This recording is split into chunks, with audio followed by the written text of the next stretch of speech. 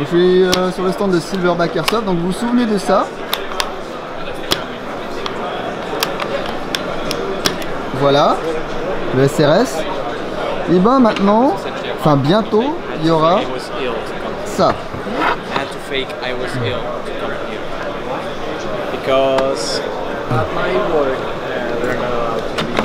Alors c'est un peu gros, non? C'est un peu gros. C'est un Sniper 50. Ok, donc toujours licence Desertec. Toujours licence Desertec. En fait, chez Desertec, d'abord ils ont sorti le SRS, qui est un fusil multicalibre qui va du 308 au 338, la plus à Magnum, qui est déjà une cartouche assez sévère. Mais par la suite, ils ont décidé de sortir un fusil qui, lui, serait capable d'accepter du très gros calibre. Et donc le HTI, parce que c'est son nom, c'est un fusil qui commence au 375 chez TAC, qui est encore plus velu que le 338 appelé Magnum, et qui va jusqu'au 50 BMG, que tout le monde connaît. Donc nous, quand on a dessiné ça, l'idée c'était vraiment de reproduire les bons points du SRS et de profiter de la taille du monstre pour aller au maximum de ce qu'on pouvait faire. Donc c'est un système pool. On va enlever le cover ici. C'est un système pool avec un énorme piston, avec un énorme springy là. Je mets la sécu. Donc des bras de fou pour tirer ça, non? Pour une configuration à puissance, on va dire qu'à puissance équivalente avec un SRS, l'armement sera plus ou moins équivalent. D'accord. Voilà. L'intérêt de ce système principalement, c'est le volume d'air. À savoir qu'un HTI, ça souffle 71 cm3 d'air, et 71 cm3 d'air, c'est un petit peu plus que 2 VSR10 qui tirent en même temps. Alors pourquoi? Je sens déjà venir les commentaires. Sur du 6 mm, c'est overkill. C'est pas le but. Pour du 6 mm, clairement, il y a trop d'air. Par contre, il y a trop d'air. Qui peut le plus, peut le moins. Oui. Par contre, on a suffisamment d'air pour utiliser du 8 sur un canon de 750 mm. Et là, on va se retrouver avec la première réplique Spring du millimètre du marché. L'idée étant bien sûr que comme le vrai est multicalibre, le SRS sera multicalibre aussi. Et en changeant les pièces qui vont bien, on pourra passer la réplique de 6 à 8 mm. Ok, alors de l'arrière vers l'avant, si tu veux le faire comme ça, le bipod est compatible avec les bipods de SRS. La culasse s'ouvre. T'as un petit bouton, ok. Comme ça. Ok, waouh. Et là, on sort le ressort comme ça, avec un énorme springy d'un énorme ressort. Voilà.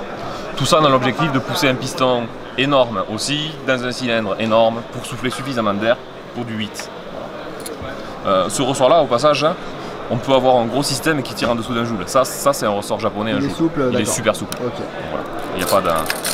Oui, donc je parlais tout à l'heure de la force d'armement, en fait, pas parce que le ressort est plus gros en diamètre qu'il va être plus dur à tirer, quoi. Non, clairement. Non, c'est comme ça. Voilà. Donc oui, pour sortir la culasse, vous ouvrez l'arrière, vous pourrez retirer la culasse comme ça. Même principe que... Le système de cire à l'arrière, c'est pas un système SRS, c'est un système, on va dire APS, avec cire et trigger cire à 90 degrés, mais monté sur roulement, ce qu'on appelle classiquement un zéro trigger.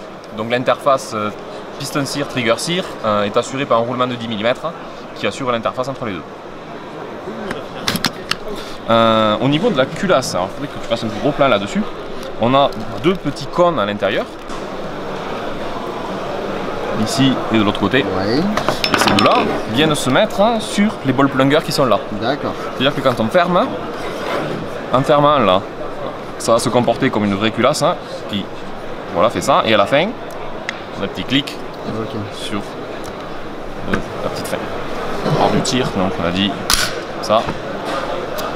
Le trigger lui-même, alors au niveau du bloc détente, de la sécurité et du trigger, tout ça c'est compatible SRS. Ça veut dire que toutes les détentes SRS seront compatibles avec le HTI, avec tous les réglages identiques qu'on peut imaginer, sachant qu'en plus il y a un réglage de précontrainte du trigger cire à l'arrière. Ok. Accessible sans démonter le gun, bien entendu. Le système de MagCatch du HTI est spécifique. Il fonctionne donc avec un levier à l'arrière et deux plaques qui coulissent de cette façon. Okay. Et ces deux plaques viennent attraper les ergots qui sont sur le chargeur, côté, comme ça. Ce qui fait que clac, voilà. Ok. Le receveur, ben, c'est comme un receveur de SRS, un plus gros. Le receveur, c'est une énorme pièce de CNC. On était très fiers du receveur de SRS, mais là je pense qu'on a mis la barre un peu haut. ça fait 2 kg après CNC. Le garde-main, donc c'est un garde-main qui est spécifique, c'est pas un garde-main compatible à SRS. Il est très très gros, enfin j'ai déjà de grosses mains, mais je sais pas si... En fait, on voit bien par rapport à la taille du rail. Voilà. La taille du rail est 20 mm et le reste. Et le canon donc fait 750 mm, canon interne. Si on pousse le canon interne jusqu'au bout là, des ouïes à ce niveau-là. Okay.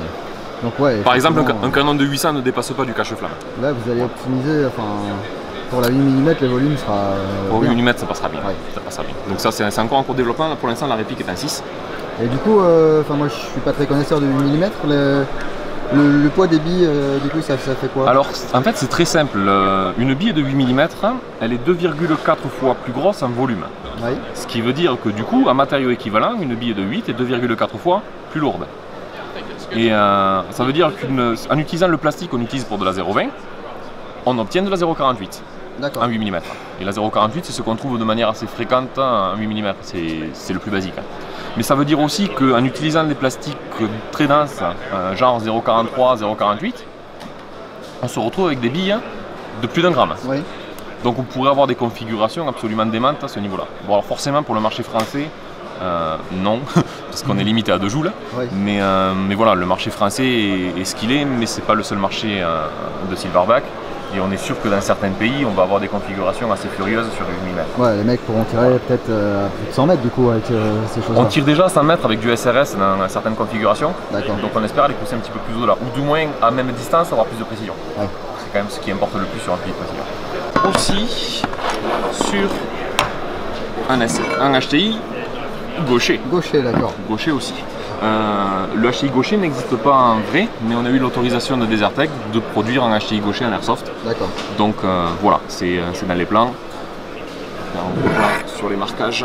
Hop là. Le HTI L.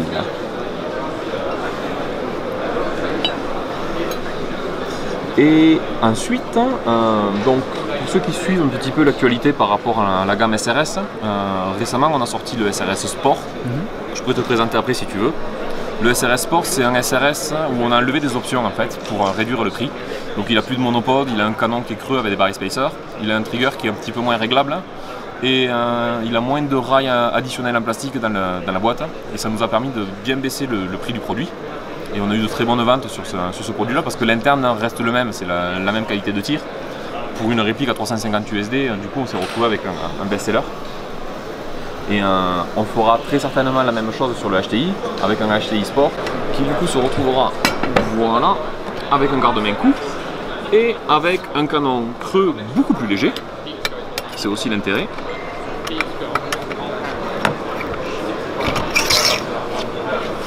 C'est en condition. Voilà, à comparer avec celui-ci.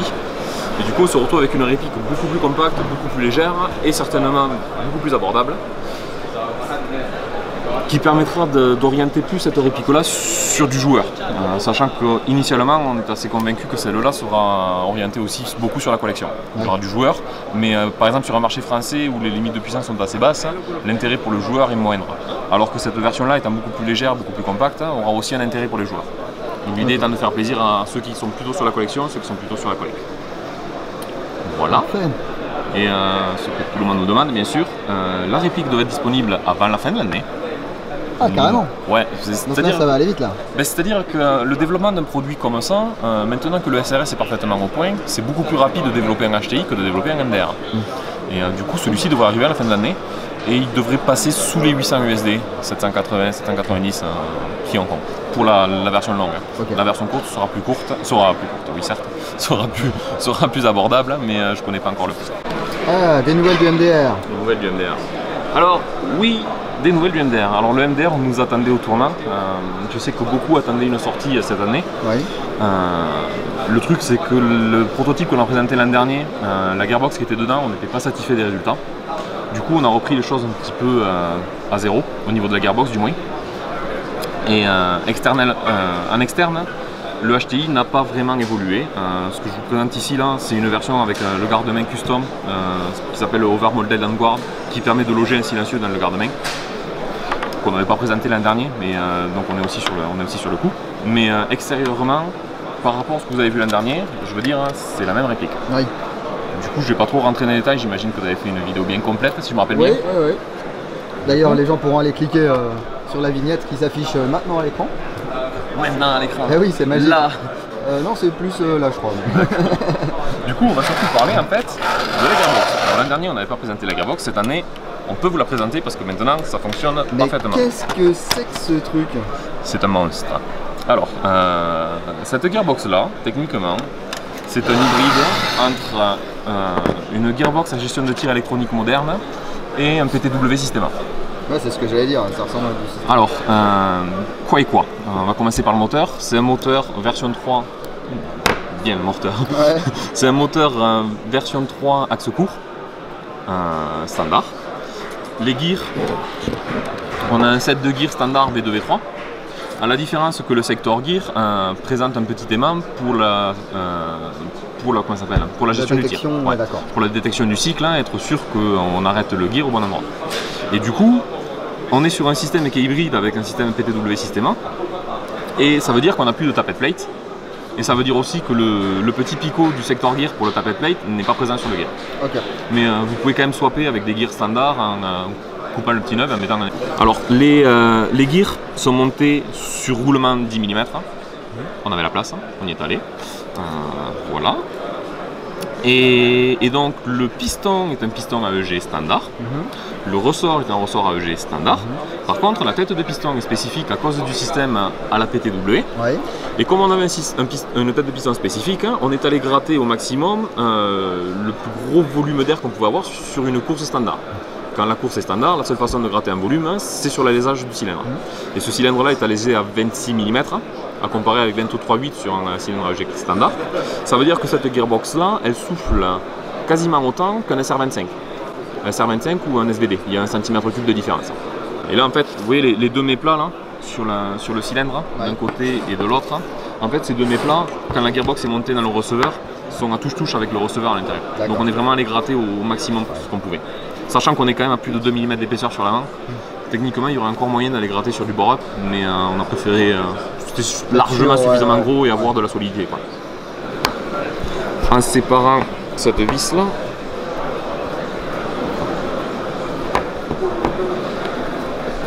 voilà, on peut ouvrir la gearbox comme ça.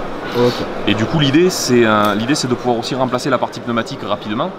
Parce que tous ceux qui font de l'upgrade le savent, avoir un cylindre plein sur un canon très court, parce que le MDRC aura un canon très court, c'est pas une solution viable sur du full. Du coup, il faut pouvoir changer la partie pneumatique en même temps que les canons, parce que les canons se changent très rapidement. Du coup, l'idée c'était aussi de pouvoir adapter, si on change le canon, il faut pouvoir changer la partie pneumatique.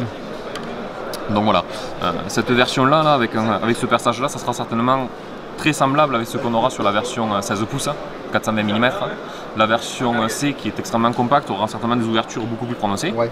Et on fournira en accessoire aussi des cylindres pleins pour les gens qui veulent faire des montages DMR avec canon très long. Sachant que le vrai fusil, à la base, accepte du 762. Du coup, il y a très certainement de nombreux joueurs qui se feront des plateformes DMR sur MDR et qui seront ravis d'avoir un cylindre plein avec gros volume d'air pour aller chasser les canons longs. Voilà. Alors la gearbox dispose d'un anti-réversal. Okay. Anti-réversal pour lequel on aurait pu se passer dans la configuration d'origine, mais qui sur des setups high speed devient nécessaire. Le piston repart un tout petit peu sur les fins de cycle. Du coup, nous par sécurité, on a préféré le garder. Après, je suis quasiment certain que certains sur des setups high speed feront sauter l'anti-réversal. Voilà. J'ai pas parlé d'électronique et j'aurais dû parce que c'est super important. Donc, on a un capteur sur le sector gear qui vient détecter la position du sector gear donc avec le petit aimant. Et du coup, le trigger est un trigger électronique. Donc on est sur une situation MOSFET. Ouais. Ça c'est le trigger. Oui, il fallait faire le lien entre l'arrière et l'avant. Du coup, le trigger en fait vient appuyer sur ce micro switch et on tire comme ça. Alors du coup, il y a 3 MOSFET. Et là, moi je me permets de dire un truc. Je dis merci Silverback parce que le problème qu'on a sur quasiment toutes les répliques, tous les AEG bullpup, c'est cette tringlerie de merde qui nous donne une détente pourrie. Alors que là, la détente sera très très sympathique. Ouais. Course courte, très légère, hein, pour les gens qui veulent faire ce genre de belle tape. Ah, mais ça faut pas faire. si, tout le temps. Ah, double, ouais, mais. Tac. Donc du coup, ouais, ça sera parfaitement possible. Ok. Donc, bien entendu, voilà. Ça c'est un truc que les systèmes PTW n'ont pas. Ouais. Il est un peu sale parce qu'il a beaucoup tourné. Et le ressort est assez sauvage. Voilà. Chose que les systèmes n'ont pas. Okay. Et les gens se plaignent sur les systèmes aussi d'avoir changé un ensemble pneumatique complet qui coûte très cher. Là non, on peut changer que le ressort si on souhaite juste. En plus, comme c'est un ressort de jeu, ça coûte 3 fois. Voilà, on a gardé ce qui nous semblait être le mieux entre les deux systèmes. Ouais. Donc au niveau de l'électronique, je disais, on a 2 MOSFET de puissance pour le tir, ouais. Et on a un MOSFET qui gère l'active braking. Okay. C'est-à-dire que quand la gearbox était ouverte tout à l'heure, on aurait pu la faire tourner comme ça, avec le gear qui s'arrête tout le temps à pile poil sans la partie pneumatique. Et ça tire pas trop sur le moteur? Non, puisque l'active braking marche tout seul en fait. En fait, ce qui se passe sur un active braking, techniquement, c'est qu'on passe le moteur en court-circuit. Oui. Et du coup, le moteur génère sa propre énergie et se freine tout seul. Voilà. C'est comme ça que ça fonctionne. Les 3 petits picots qui sont derrière là, ça c'est pour la gestion de la protection de batterie. On a une protection de décharge de batterie pour les LiPo, donc pour éviter de trop décharger des 7V4 LiPo ou des 11.1 LiPo, ou au contraire désactiver ce système si on utilise des NIMH. Il y a 3 setups. L'électronique sera programmable, alors d'origine il sera single full basique, mais on fournira certainement plus tard un device qui permettra de programmer la gearbox. Et la gearbox c'est programmable donc d'abord en limitation de rate of fire, pour les gens qui veulent avoir un rate of fire réaliste. On peut limiter le rate of fire électroniquement. On peut aussi régler des bursts, bursts de 3, de 5, de 6, de 10, jusqu'à 30 il me semble. Et enfin, on peut aussi imposer un délai minimum entre 2 tirs, un single ou un full. Donc par exemple, pour le marché allemand, j'en discutais tout à l'heure avec des shops allemands, on pourrait avoir un setup où sur le single, on est un single mais avec 1 seconde minimum entre 2 tirs. Et à la place du full, on est toujours sur du single, mais du single sans délai. Ouais. On pourra spammer le trigger pour avoir des canons de tir assez élevés. Et du coup, même pour la France, sur certaines, je sais qu'il y a certaines assos qui acceptent les DMR, les snipers AEG à 450 FPS sous réserve qu'ils ne puissent pas tirer en semi-rapide. Ben voilà. Ils pourraient se monter un snipe. Exactement, c'est parfaitement l'idée. Donc voilà, en gros, la gearbox.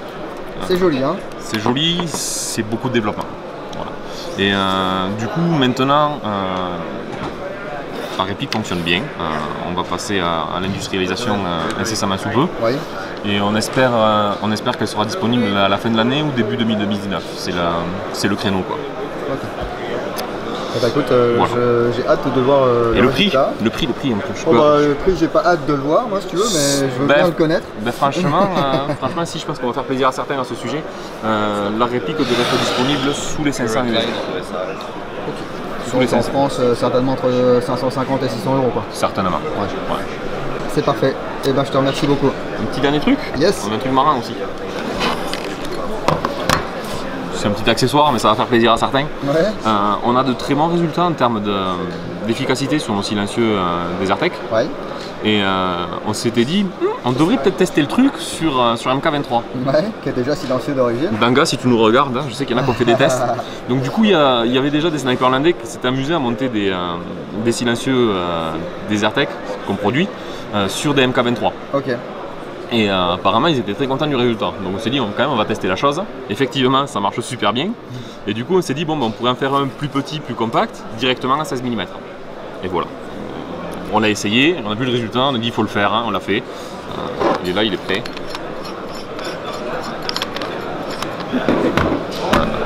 Et il reprend la technologie de mousse hein, des silencieux. Hop là, faire comme ça, c'est plus pratique. Avec des mousses. Hein, de différentes tailles voilà. Pour créer des chicanes en fait. C'est des chicanes de mousse. Ouais. On a fait différents essais et c'est clairement le système qui absorbe le mieux. Ok, bah écoute, ouais, là effectivement tu vas faire des euros. Ouais. Donc alu aussi là? Ah ouais. Tout est en alu. En fait, l'idée c'est qu'on a le tooling pour faire des tubes, on a le tooling pour la mousse, hein, enfin on avait tout quoi. Du coup c'était facile, c'était vraiment un produit qu'il fallait faire. Et voilà. Avec une forme un petit peu conique à l'arrière pour pouvoir sortir du holster avec le silencieux monté. Voilà, ça sera disponible très rapidement, à peu près à 35 USD. Voilà.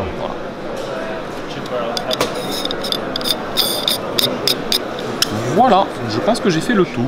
Eh bien merci beaucoup. Et puis j'espère à très vite. À très vite, bien sûr.